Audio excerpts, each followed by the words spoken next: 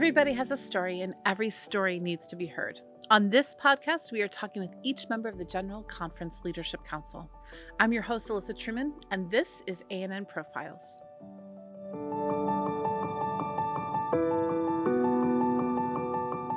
Today we have with us Frank Hasel.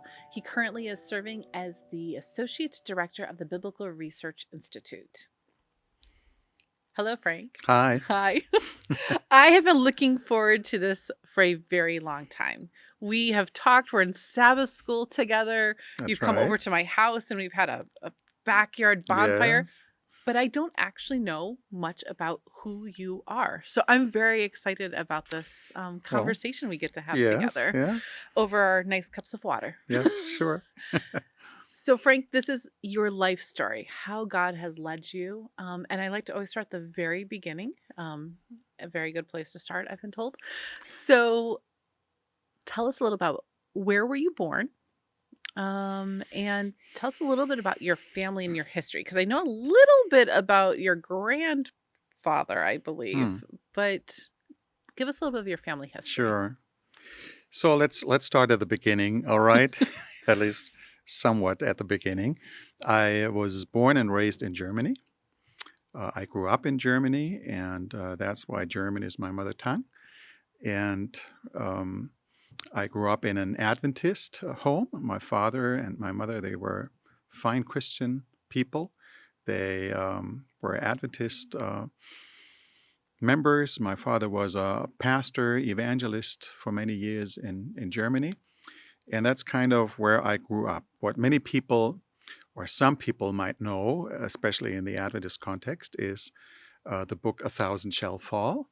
That is really a fascinating story, and a true story for that matter, of how God helped my family, that is my father and especially my grandfather and my grandmother, during very difficult times in Nazi Germany during World War II, and how God provided for them and how God helped in supernatural ways.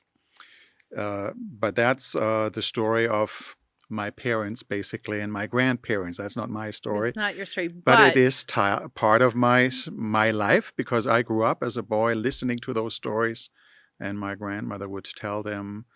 I still remember sitting at her bed at the end of her life. She got rather sick and was bedridden, could not leave the bed. But she had a beautiful voice. When she was young, she got an offer to be an opera singer. She got a stipend to become a famous opera singer, and she declined because she felt that would be a conflict with keeping the Sabbath. And so she didn't pursue the career of an opera singer, but she still had a beautiful voice and could sing beautifully and tell stories. And I would listen to those stories that are recorded in the book A Thousand Shall Fall and many others. And I still remember once she finished a story, I would say, "Grandma, tell it again." You know, you can listen to some of these stories over and over at time. I want to encourage people who are listening or watching this. A Thousand Shall Fall was probably one of the most pivotal stories that I have read in really kind of like more modern times. I guess although World War II is not probably modern anymore, but it feels modern, like modern mission story, you know, on God's faithfulness to his people. Yes, It was so inspiring to me. So I remember the first time I met you, I was kind of in awe. It's like Frank Hasel. So you were brought up in a family that their faith was everything to them. I mean, it was a very, very important part of who they were. So how did that shape your formative early years? Oh, very much so. Not in the sense that they were constantly talking about that, but I had the joy and the privilege and the benefit of having had parents who had a very pleasant character and disposition. And my mother would just be a wonderful Christian woman. And her motto was, let the children be children as long as they can. They will grow up and be adults soon enough in life. And once you remember your childhood and have pleasant memories of your childhood, this will stay with you for the rest of your life. And she was right. And so I really appreciate that emphasis and that perspective on things.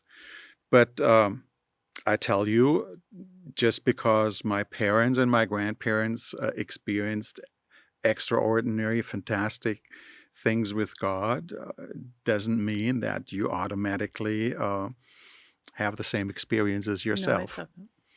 And so actually my life is rather unspectacular, if you want to say that.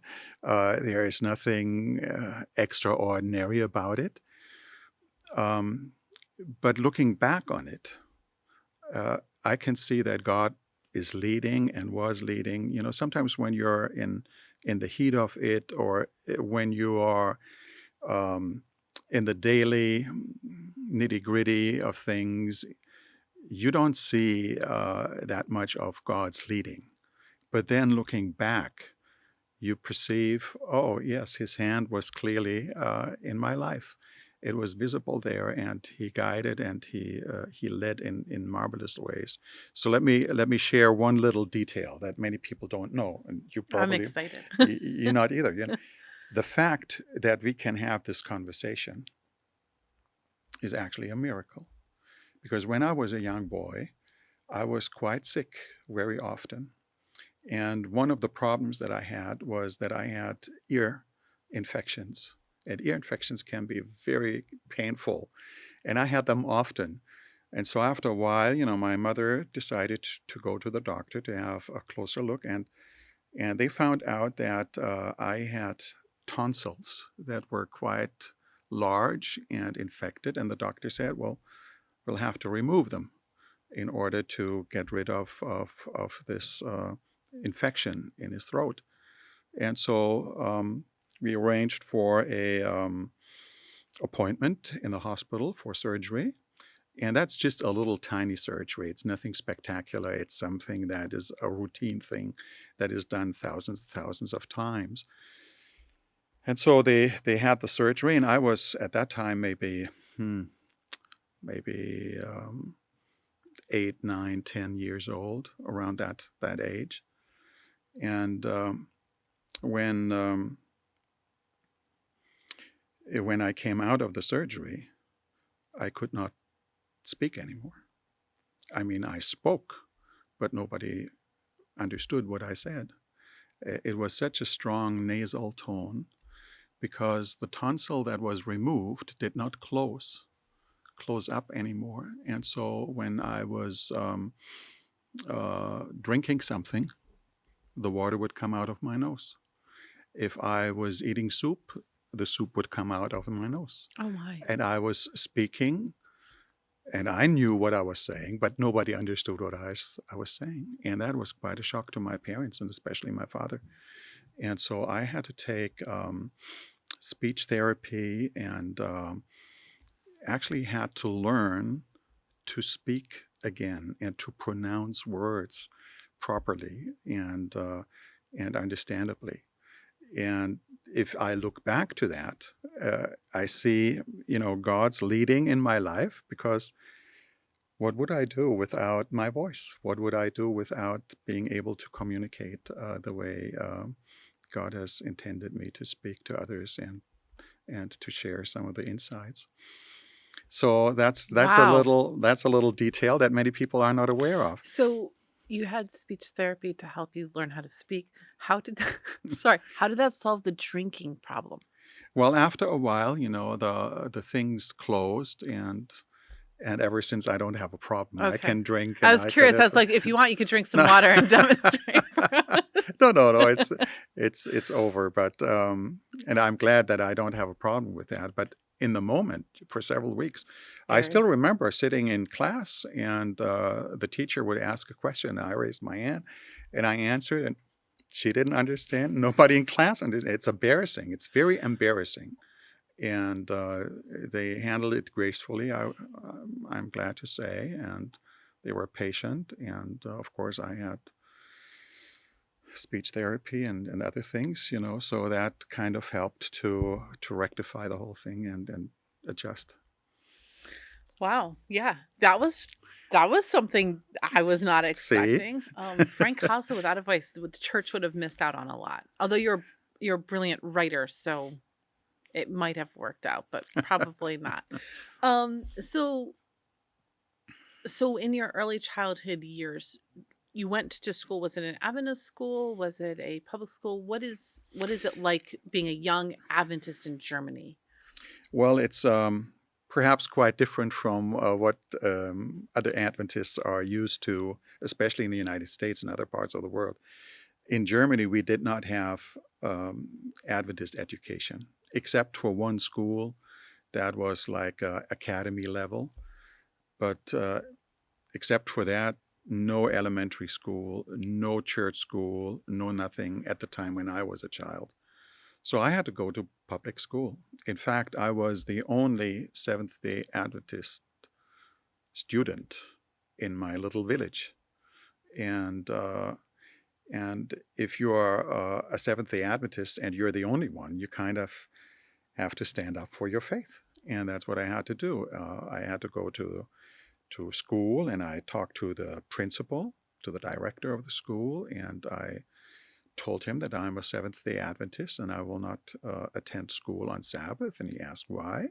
And I said, for religious reasons. And Germany grants religious freedom to those who, for conscientious reasons, want to follow their conscience.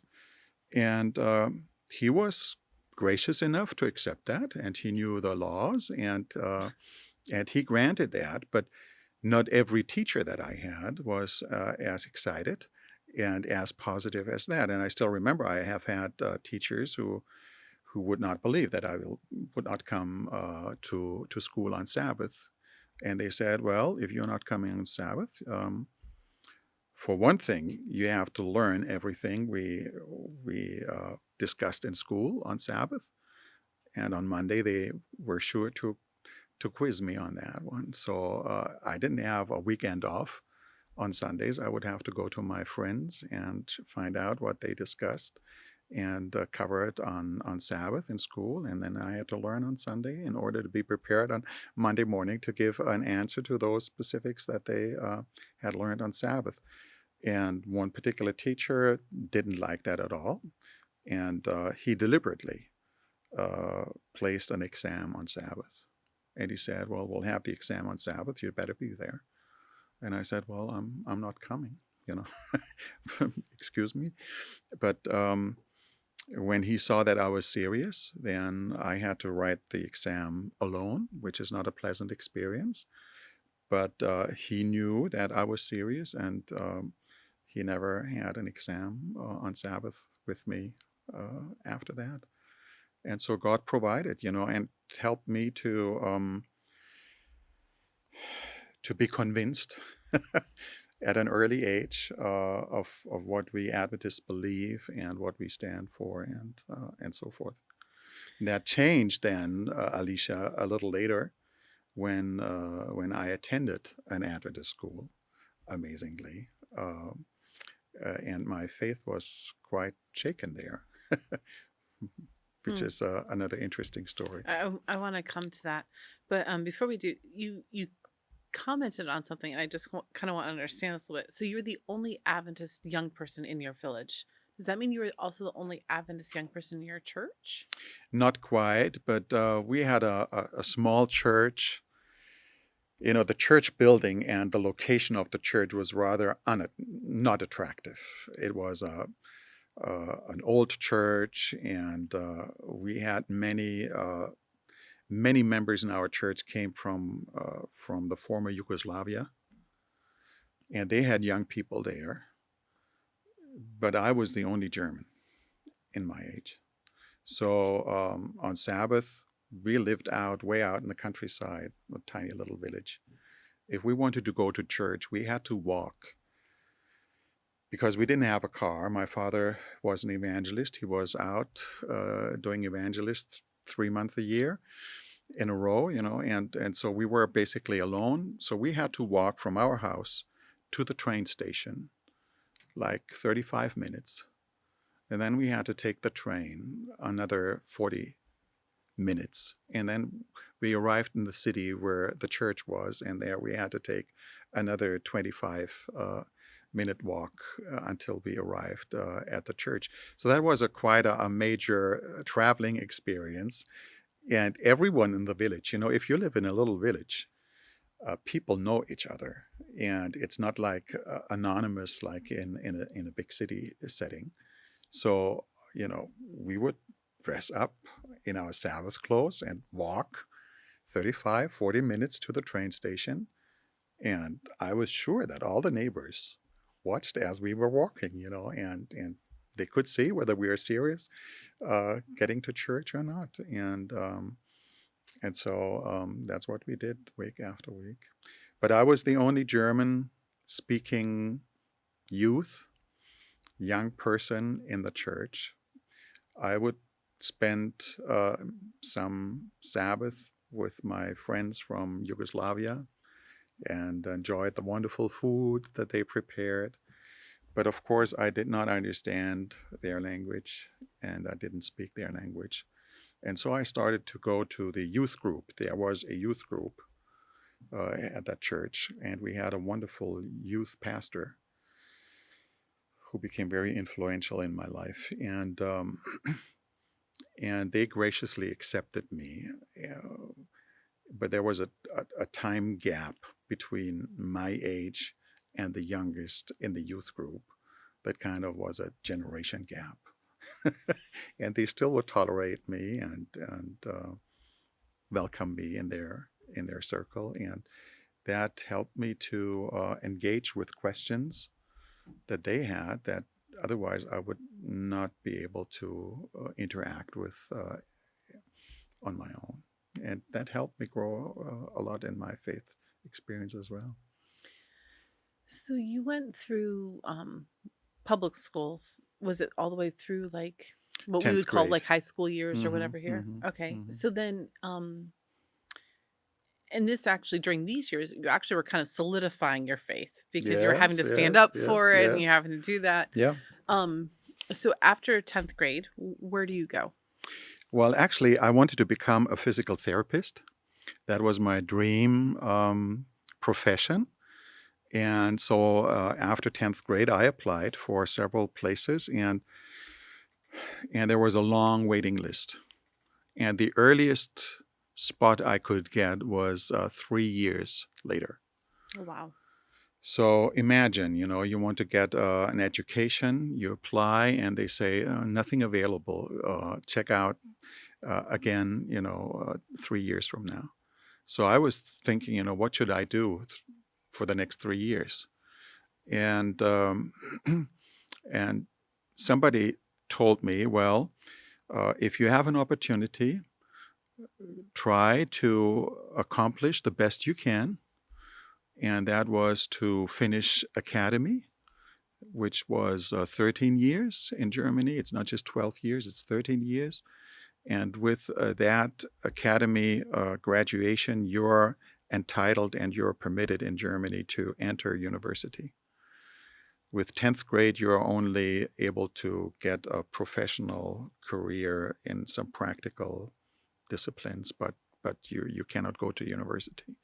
So I said, okay, well, we'll go with the Abitur, as they call it, and then I can still do my physical therapy, or I'm free to do something else. And in the meantime, I worked in the hospital and earned some money and had a chance to see the work of a physical therapist, and I really enjoyed that and liked it. But it became clear to me that if I would do that for the rest of my life, it would not be that satisfying for me. And so that started a process of rethinking of what I should do. Yes. You decide you're not going to be a physical therapist. Yes, yes. Where did you start thinking that maybe you wanted to go instead of physical therapy? Instead. Yeah. Well, after I finished with academy, after grade 13, then I had to make up my mind, of course, because then I had to decide which career I wanted to pursue. And at that time, I just had many different options in my mind. And I was interested in all kinds of different things, from studying biology to being an auto mechanic, to studying medicine, to being a teacher, to being a pastor. I think I had like 12 different options that I was interested and I'd liked, and I just could not decide. And I still remember my father gave me some good counsel, but your parents give you some things to think about, and you don't think it's that important and that valuable. But he said, Because they're old and they're not us, and yes, and they you don't have know you these have to things. find your own way, and you have to yes, I've never heard mature. those with my children ever. So he said, take a sheet of paper for each option that you uh, have 3 columns. One is plus, the advantages, one is minus, disadvantages, and one column is undecided, where you don't know. And just write it down, write down all the advantages that you see, all the disadvantages. And I said, oh, Dad, I don't need to do that. I have it up here. I know what he said, believe me, writing down has the ability to clarify thoughts that otherwise swirl around in your head, and it helps to get a clearer picture of what you want to do. And it's okay. I'll took the time. I'll took a sheet of paper for every option. So let's say for medicine, I wrote down advantage is I can help other people. Advantage is I will earn a lot of money. Advantages, and I wrote down all the advantages, and then I wrote down all the disadvantages. And he said, pray about it and be honest with yourself, and write down everything as it comes to your mind. And so I wrote down disadvantages. It's a long and very difficult study. It's, if you want to do it, it probably will not have much time for family later on if you work as a medical doctor. And so I wrote down all the disadvantages that I saw. And then at that time, if you wanted to study medicine in Germany, you needed to have a certain grade point average. And that was still something to be decided. And so I didn't know whether I would reach that grade point average in order to get a place for a place at the university. And then once you write it down, then you have to evaluate the plus and the minus, the advantages and the disadvantages. And you have to evaluate those not just on the number of advantages and disadvantages. So you cannot just say, okay, there are 10 advantages and 12 disadvantages, therefore it's out. What's next? Or vice versa. You have to evaluate the pros and the cons on the basis of your priorities and the things that are really important in your life. And that, of course, meant that you had, and I had to think what is really important in my life. What are my priorities? What are things that I cannot live without? And what are things that I really need? And so you look at the different things, and then you evaluate the evidence. So where did the evidence lead? And the evidence was amazing. So out of the 12 different options that I had initially, I think everything was eliminated except for 2. And the 2 I could not decide. And it became very clear, as much as I like certain things, if I look at the evidence and the pros and the cons, this is not really an option for me. And so the 2 options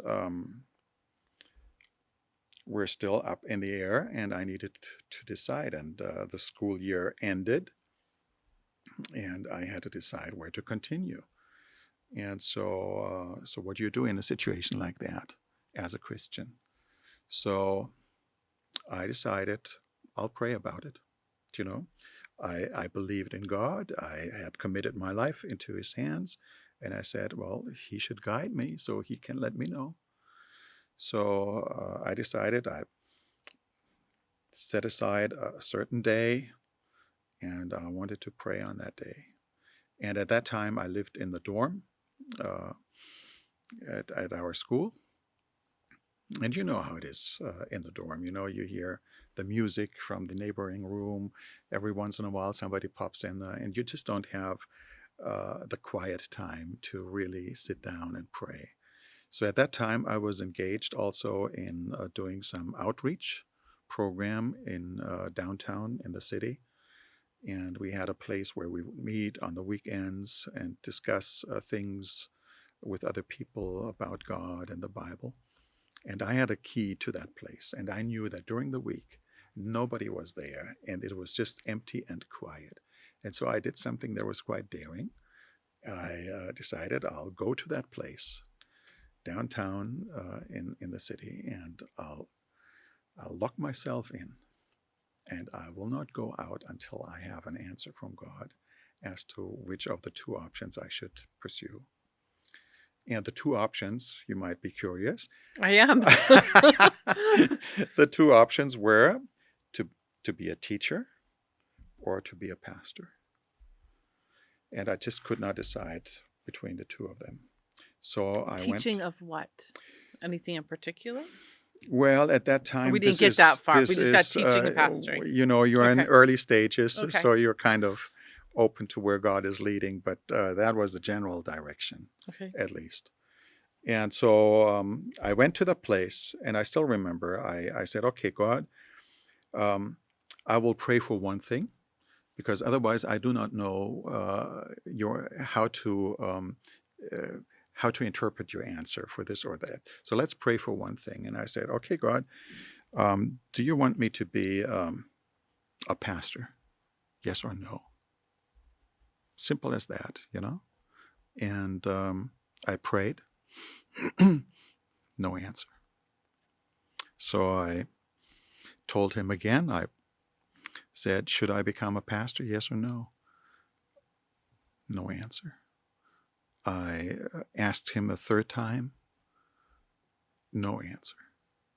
You try to think about something. You try to think about a Bible passage. You try to think about this or that. It was like a black hole, like nothing in my mind. It was just completely empty. So I said, okay, well, maybe you don't want me to be a pastor. Let's pray for being a teacher. So should I become a teacher? Yes or no? No answer. Second time, please help me to find out what you want me to do. Should I become a teacher? Yes or no? No answer. Third time, no answer. Now that really threw me off. It actually made me quite upset, because I thought, God, what is this now? Here I am. I want to do your will. I want to follow what you have in your plans for my life. I ask you, and you're just simply quiet. You don't answer my prayers.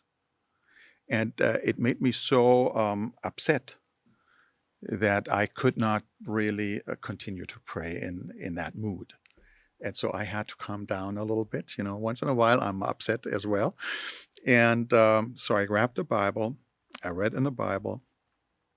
Nothing spectacular, nothing important, but it helped me to calm down a little bit. And then I said to myself, okay, God, you didn't give me an answer for the end goal, a pastor or a teacher, but you can at least tell me the next steps to go. Sometimes we want to know, God, 25 years from now, where am I? Will I be in this place That's or me. that place? Fully guilty right here. And we want to know exactly where our position is, and then we want to pursue that in the easiest way, But that's not how it works in life, at least not for me. And I think that's not how God really guides us and leads us. He rarely tells us 25, 30 years from now, you will be in Germany, you will be in the United States, you will be at that place, and you will have that position. No, it's more like in the Bible you have this word in Psalm 119, where God says, "Your word is a lamp unto my feet and a light." And a lamp at that time was not a flashlight that would beam, 20 miles into the future. It was a little oil lamp that would shed enough light for you to walk the next steps into the darkness. And once you took the faith and took those steps, you would have enough light to follow for the next couple steps. And that's how God leads. And so I said, well, you didn't show me the end goal. Show me at least the next steps. And the next steps for me at that time were either to stay at the place where I was or to go to another country, to England, and study there. And at that time, it was just absolutely clear to me that I did not want to stay at that place much longer, because it had created a real crisis in my faith through the teachers that I had, and the questions that they raised, and the answers that they didn't give, and living in the dormitory situation for 3 years with a particular dormitory dean. Just made me feel that this is not the location where I want to spend another year. And so I was honest with God and told him, this is my preference. This is really what I would like to see and do, but I want to be open to your leading. And when I said that prayer to God, at that moment, a Bible passage came to my mind. Before you try to think anything, And nothing's it's coming. just nothing. It's blank. And as soon as I was willing to be open to listen to him on that particular question, a Bible passage came to my mind. And the Bible passage was, this is my translation from the German. I read it in German, stay in the country and do good. And I was not even sure whether that is a Bible passage. So I looked up a concordance. We had a concordance there. And sure enough, it was Psalm 37. And when I read the whole psalm, it was such an encouragement to me that told me that if I would stay and continue to stay at that place, I would not go shipwreck with my faith. And God would take care for me and would lead me and guide me, even in that context that was not ideal in my eyes. And I could accept that. That's kind of amazing, because you're talking about an Adventist school now. Yes. Many of us have gone through Adventist education. Some of us have had really amazing experiences. Yes. And some of us have also had less than amazing experiences. But God is asking you to stay. Yes.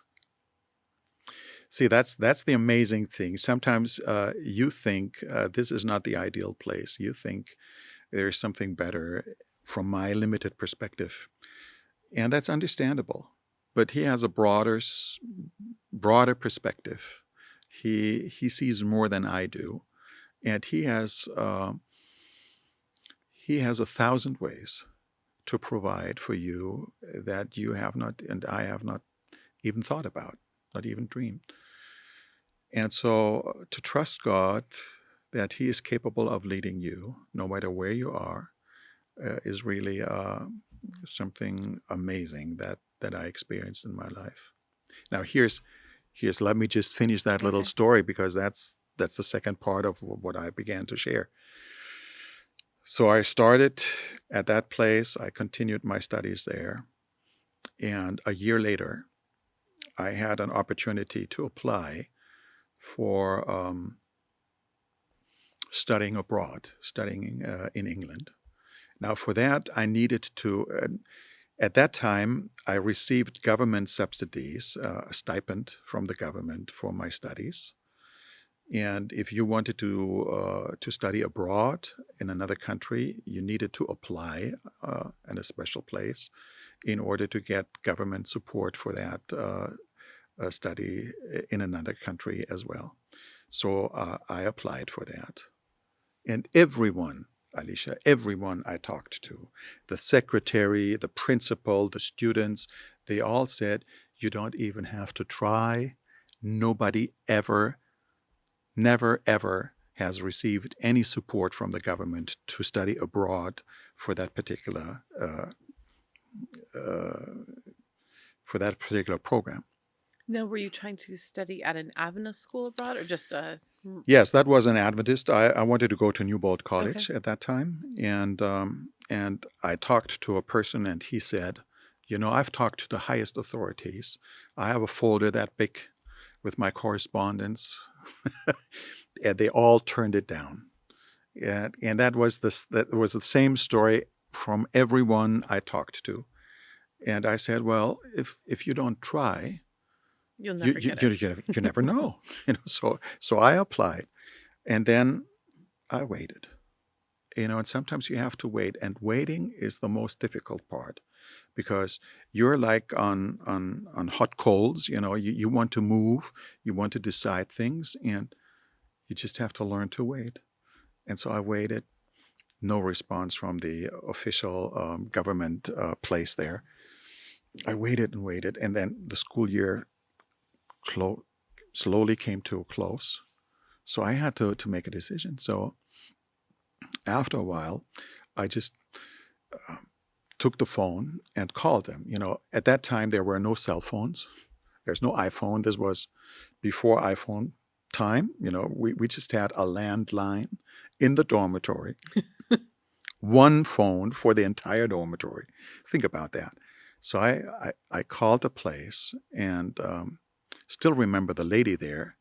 She said, okay, yeah, let me look up your file. And she said, oh, yeah. We looked at your file, and I made a recommendation.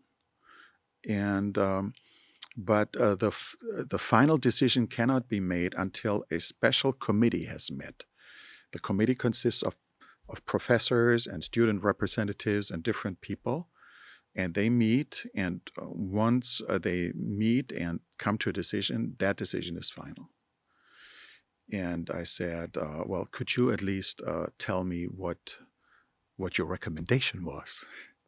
And she said, sure can. She said, I recommended not to grant that permission. And they've always followed my recommendation. But as I said, she said, it's not final until they meet and until they have met and come to a decision. Call me back next week, and then they will have reached a conclusion. So I called back next week, and she I'm says, proud of you. I actually would have just given up because no, I would have been pretty certain, like, never mind. That was quite disappointing. Yes, discouraging. So I knew she had recommended not to approve it. And she told me that they always had followed her recommendation. So my chances were rather slim. So next week I'll call, and she says, I'm very sorry, but somebody got sick in the committee and they couldn't meet. And so call me next week again, So I wait another week, Now this is easily said, but if you have to wait 2 weeks in a row for an answer that is important to you, that's a long time. Yes. So I call the next week. And by now she knows me, over the phone. And she says, I'm really sorry to tell you, but somehow they couldn't meet, and they were one member was not there, and they couldn't come to a conclusion. And she said, I'm really sorry to tell you, but so how soon do you need a decision? And I said, well, actually yesterday, because because the school year is ending here, and I need to know where. Well, she said, if that is the case, then the only thing we can do is that I will call each member of that committee myself and see what they say. And call me again at noon, she said, and I hope to give you an answer then. At 11 o'clock in the morning, the phone rang. The only phone rang in the dorm, and she calls. And the dean, ran to my room and called, there's somebody important on the phone for you. So I ran to the phone, and it's the lady, and the lady says, I have some good news for you. They all approved. Your application is granted. And I could not believe. I could not believe what I just heard. So I said to her, are you telling me that my application was granted and that I will receive that government grant to go to England? And she says, I'm sitting at my typewriter, and I'm typing the letter. It will go out in the mail tomorrow. Yes. I still have that letter framed in my office at home. I think I was the only one who ever received a government grant for that program to go to England and study. I think nobody after me ever received the same thing. And God just opened a door and made something possible that, humanly speaking, was just out of the picture. That's an incredible story. I actually want to see this I'll show it frame to thing you. sometimes. Yes, So you I'll have to show bring it to me. So you go to Newbold, I went to Newbold, yes. right? So did you finish all of your college education at Newbold, or were you there just for 1 year? No. See, the story sounds so fantastic, so smooth, so easy, but that's not how life goes. So It didn't really sound that easy, Frank. No. So I arrived at Newbold, and I was quite proud, actually, because I had English from grade 8 onwards until grade 13. I continued to read English, and I felt I'm fairly good in English. And I had applied for studying theology there. And I arrive at Newbold College, and because English is not my mother tongue, everyone has to take a placement test, English placement test. So I write my English placement test, and the next day I get the result. And the result was so devastating. My English was so miserable, so poor, so bad, that out of 15 credit hours, the regular credit hours that I was able to take, I had to take 12 credit hours, just English. Oh, wow. And I had come there not to learn English. I had come there to study theology. That's on a different level, I thought. So here I was, and I still remember at that time, I was not married, but I was good friends with my wife later, and we would write letters, handwritten letters, because this was beyond computer age. This was beyond email. This was beyond texting and cell phones. The only phones there were at that time were, where you had to throw in coins. I do remember the Remember that? coin-operated All phones. right, all Yes. right. We had them in my dorm. We're talking that age, And I still remember writing her a letter, and you can tell from my handwriting the day when I arrived very confidently, and the day after I received my devastating results of my English placement test. My handwriting, you could tell from my handwriting how devastated I was, how psychologically completely, all my hopes were gone. So I sit there in the English class, and right next to me is another German, a student who is supposed to learn English. And we both wanted to study theology, and we were not really interested in English, So we were talking to each other in German, not knowing that the teacher knew German full well. Oh, no. And understood every single word. And after a couple of days, she talked to me privately, and she said, "Frank, your attitude has to change. If you want to get anything, any blessing out of your time here, you have to focus on your English. You have to study hard, and you have to improve your English. And once your English is better, the second semester, you can take less English and more theology." And so I applied, and made sense to me. And then I agreed, grudgingly. I agreed, and I talked to the principal, and I got special permission. instead of 15 credit hours, I was granted permission 22 credit hours. Oh, that's a lot of credit hours, Frank. And that's a lot. I've never in my life studied so hard and so intense. When did you have time to study?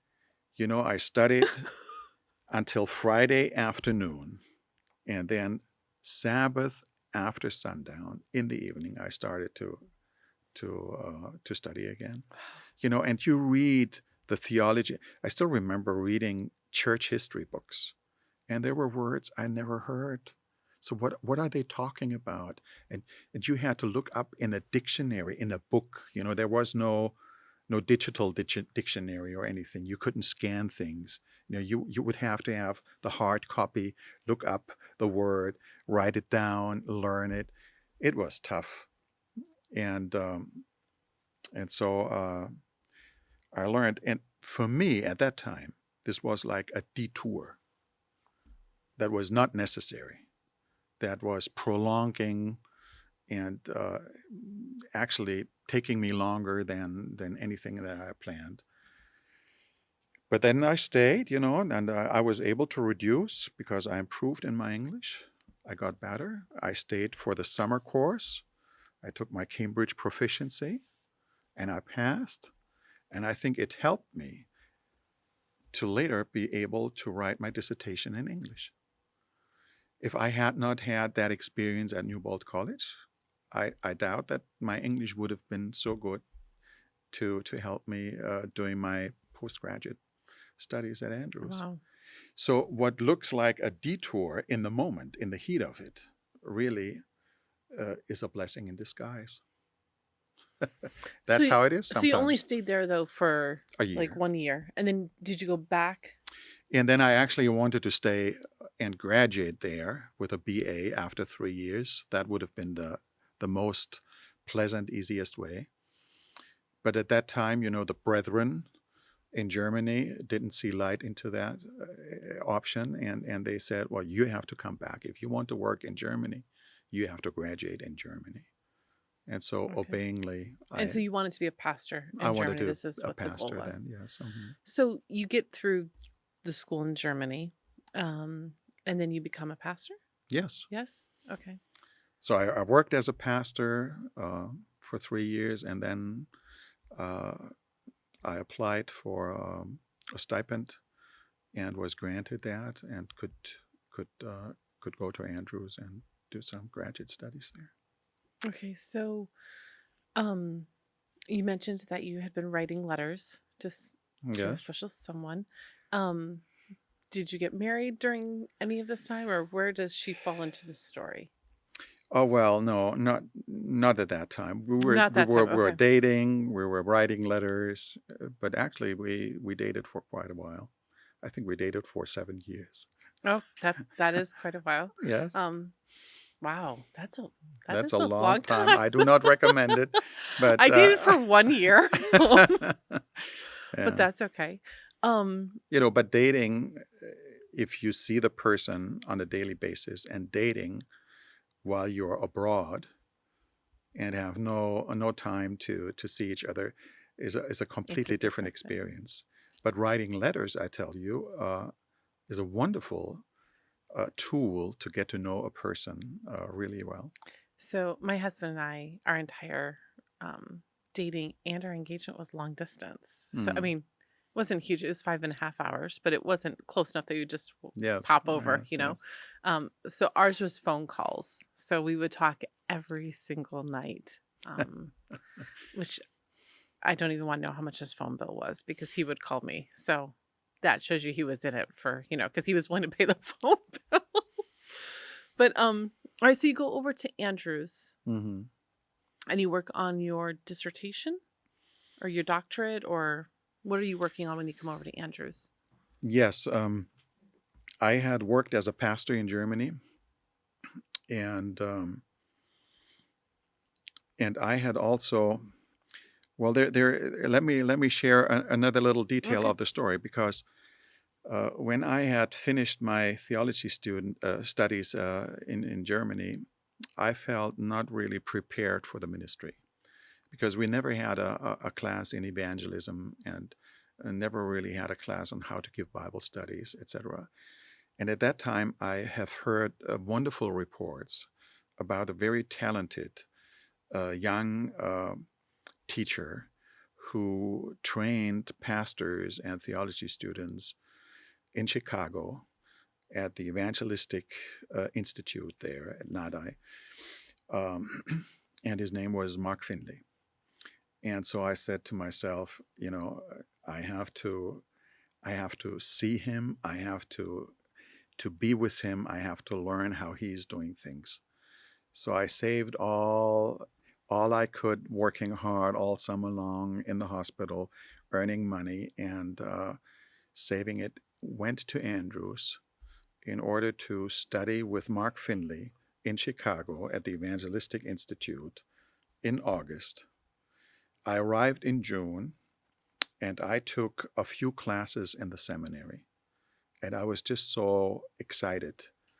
I've never heard what I heard the professor said there. I've never heard anything like that in Germany. So it was just like a new world that was opening up to myself. And in July, the General Conference session met in Indianapolis.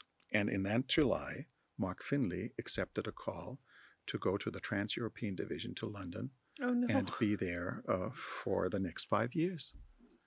And I sat there and I said to myself, here I have come all the way to study with him in August, and in July he decides to leave. Is that fair? Now that's not how it's supposed to be. And I was really disappointed because I was looking forward to being with him and learning from him. And so I texted back, and not texted, I called back, I wrote back to my conference president and said, should I continue to stay here until December? Because I was accepted as an intern already in Germany. And he said, no, you have to come back right away. And he says, but Mark Finley had agreed to have an evangelistic institute in Munich for 3 months. And he will keep his commitment. And since your district is just the neighboring district, I will allow you to participate at that evangelistic institute in Munich with Mark Finley. And so it was even better. So I had it in the German context, and I could study with Mark Finley for 3 months. And that led me to be one of the very few, if not the only, intern at that time in Germany who started to do evangelism. Oh, Because wow. what I learned, I wanted to practice, not because I saw myself as the evangelist necessarily, but because I said, well, I'll give it a try. We'll see how it works. And people noticed, and they said, well, if that is the case, they had a strategic plan at that time to replace 5 teachers at our school who were close to retirement age. So in Old Testament and practical theology, New Testament, systematic. And they said, we want you to be in practical theology and evangelism because you're engaged in evangelism. And you should guide that. And So, that was not really what I saw myself. People thought, your father is an evangelist, so the son has to be an evangelist, and that's not how it works. And so I was debating, should I accept that invitation or not? And I was counseled better accept that. You will never ever get an opportunity like that you will get a stipend to come to Andrews to study there. So I went.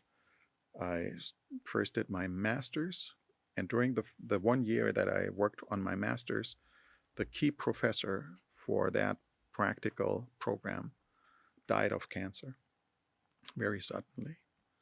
And because they couldn't replace him immediately, they had to stop new applicants for the program. And so here I was stuck again. And so I negotiated with the brethren, and said, all right, let's switch my major and my minor. My minor was systematic theology. My major was practical theology. Let's switch that and have a major in systematics. and a minor in practical theology, and they agreed on that. And that's why I ended up in systematic theology, which is really what I like and what I wanted to do. But see, that's again something that sometimes not God, but sometimes life does not turn out exactly the same way that you anticipate and plan. So they had planned to use me as a teacher in Germany on my return. But while I was at Andrews, believe it or not, East Germany and West Germany united. A miracle. Nobody had that on the radar. That communist, socialist East Germany that was separated by a wall would reunite peacefully with West Germany. And through that political change, also the situation at the school changed, and they moved the seminary from Darmstadt, where I was supposed to be, to the eastern part of Friedensau. And they had another teacher take the one place for systematic theology. So when I was finished, there was no place for me anymore at the school. And so you were faced again with a question, what shall I do now? And I said, I'll go back into the ministry. And that's what I did. And many people could not understand that. They said, well, you're overqualified. You have a PhD now and you're going back into the ministry. Why is that? And I said, well, I like the work in the ministry, and I do not want to miss out on that. So I went back into the ministry and worked as a pastor for another 4 years. And then I received a call to be a Bible teacher at Bogenhofen. And that's what I did for 18 years before I came to the United States and work now at the General Conference. Well, that was like a quick. Quick. All right. So, wow, I just had to I'm trying to regroup with all that information. So you went to become a teacher at Bogenhofen. Mm-hmm. Now Bogenhofen is a university? It's a Or is senior this- college. It's Okay. a small, tiny school in Austria. Yes. Okay, so you're teaching And- theology and, majors or And I'm a theology teacher there and teach theology. I also teach religion in the academy. I teach religion for the German language department. They have a wonderful German language department where you can learn German as a foreign language. And I had to teach the religion classes there as well. Okay. So you're in a small school, you have to teach many different and you were things. there for, did you say 18 years? 18 years. That's yes. a lot of years. A lot of years. Did you enjoy being a teacher? Very much so. So interestingly, the two things you're praying over, Exactly. being a pastor, Yes. which is more like the religion theology kind of thing, and being a teacher, God kind of just merged all of those for you. Yes, and actually it's both of them. I had the blessing of both of them. And in the pastoral ministry, I like the teaching aspect the best, giving Bible studies and studying the Word of God. I like that. And in being a teacher, I like the pastoral part. You have to relate to the students, and you cannot just pass on intellectual knowledge. You have to deal with them on a personal level as well. So the both really merged together. And by the way, in the Bible, in Ephesians, Paul mentions different gifts for the church, apostles and evangelists, and he says pastors and teachers. And the way it is worded there in the New Testament is that the pastor and the teacher is the same group of people. So really, if you want to be a pastor, you always are a teacher. And if you want to be a teacher, really, you have to have a pastoral heart. You have to be a pastor. So the two belong together. And maybe that's the reason why God didn't tell me this way or that way. I don't know. So you spent 18 years 18 years, yes. teaching at Bogenhofen. Mm-hmm. All right. So at some point, though, you do get married. I think it was before Bogenhofen. Is it Bogenhofen? Bogenhofen. Uh-huh. Bogenhofen. I'm going to have to learn how to Mm-hmm. say it properly Yes. here. And you have children. Yes. Life doesn't always go as Smoothly, planned, yes. as your whole life story has shown us. Tell us a little bit about your wife and your family. Yes, I got married to my wife. She has a typical German name. Her name is Ulrike. It's not so easy to pronounce for English-speaking people. I won't try them. And we got married in 1988, and then went to the United States. It's basically our honeymoon time together. And then we returned back to Germany to worked as a pastor. She was a trained elementary teacher. We had 3 sons who are all grown now, and then we went to Bogenhofen, and we enjoyed our time there. She had an opportunity to teach at a church school as a teacher, and also in a public setting, public school setting. And then, of course, as you said, life is not always as you expect it sometimes, or as you desire it to be. But she was diagnosed with cancer, breast cancer, and she did not survive that. And just about a year after she was diagnosed with cancer, she died.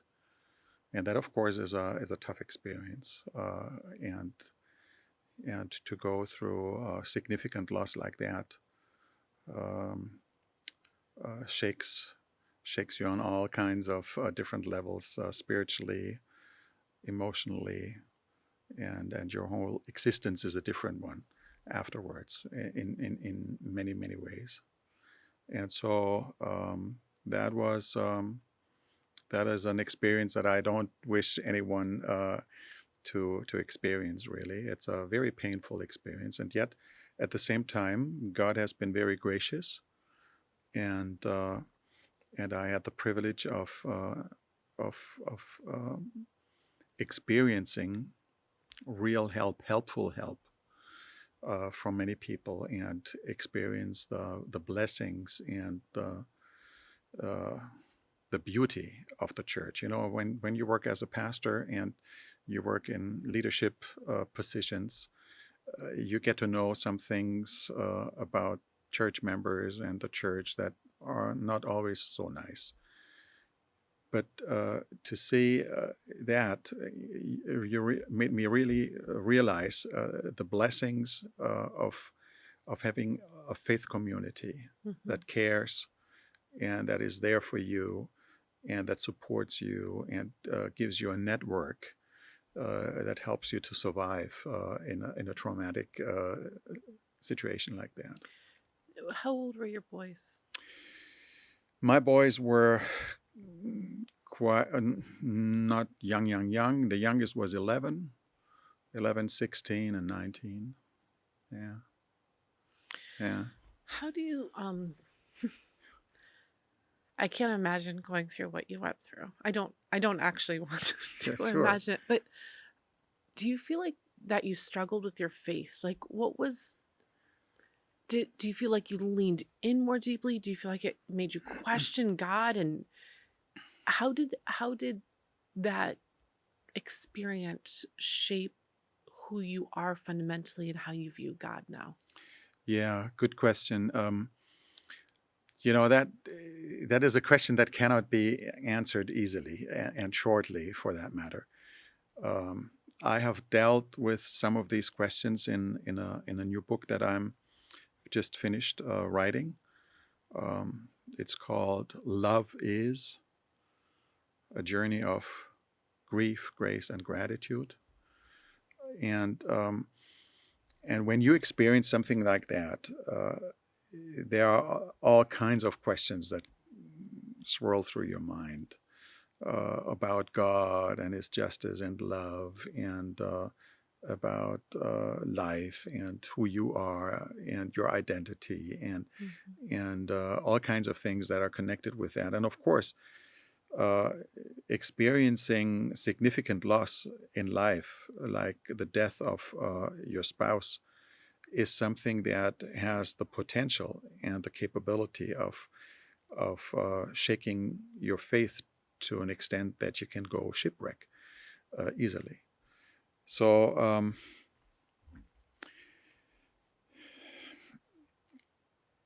the good thing is that I was not alone in this. I had a very supportive family and friends, and as I said, they gave me helpful help. You know, there's help and there's helpful help, and it's not the same. And also, you know, when you experience something like that, you have all kinds of questions, especially these nagging why questions. Why did this happen? Why to her? Why now? Why not others, etc. And we were fortunate enough to raise our own why questions. And we would say, why should that not happen to us? Why not? Just because we're Christian? Are we exempt from suffering and pain? No, we live in a world that is imperfect, that is sinful, that is marred by many things. And in a sinful and imperfect world, why should we not get sick? Of course, if you have a healthy lifestyle, you can avoid many things. But still, you breathe the air that is polluted. You drink the water that is polluted. You drink the you eat things, you know, that are part of an ecosystem that is not clean and perfect and unaffected by the impact of human beings on the environment, etc. And so, why should we be exempt from that? And I think the challenge really is not that we believe, if you believe in God, then everything will be good and you will never suffer this or that. But the most important thing is not what happens to you. Sometimes you don't even have control over what happens to you, and it's beyond your control. When you're responsible, then of course you have to change things. But some things are beyond your control. The most important thing is not what happens to you, is how you react to what happens to you, and how you deal with these things. And that, I think, is a challenge that helped me grow in many ways, and still deal with the pain of losing the love of my wife, and to lose her as a person, and to have to live without her. And that is a process that is ongoing. That is never finished. I used to think that you have to go through different stages of grief, and there are famous 5 stages of grief, and then you pass through them, and finally you accept it, and then you're over it. No, you're never over it, for a very simple reason, because you have to understand what grief really is. And grief is really just an expression of your love for the person that you have lost.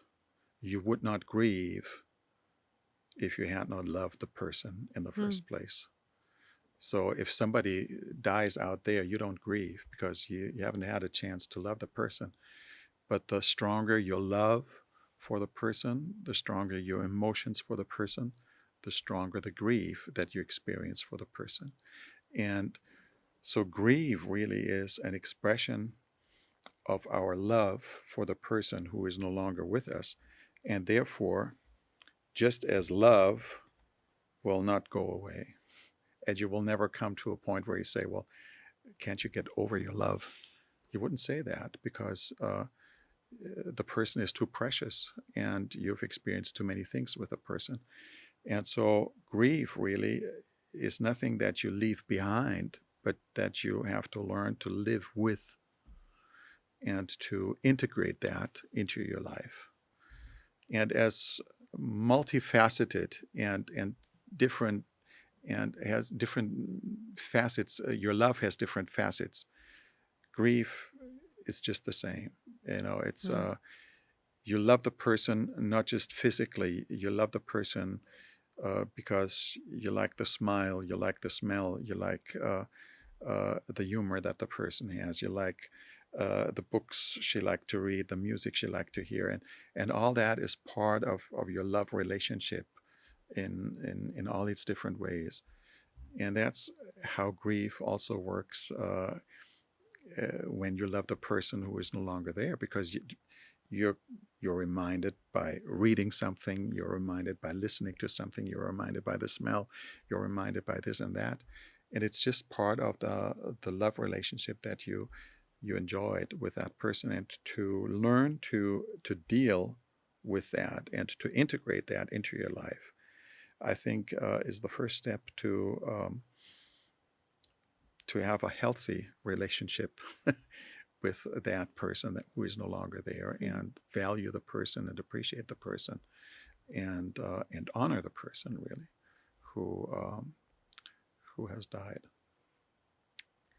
I love that, because it really is a we those 5 stages of grief. It's like it just doesn't just go away. No, no. And a new anniversary, or seeing a book or hearing a song can take you back to Oh, a yes. moment, and it's not like all of a sudden you're just easily at peace with something. It's No. but you're right. We mourn those that we've Yes, loved, and the deeper we mourn, often is the deeper we have loved. I know that at some point you are obviously called to the general conference because you're here.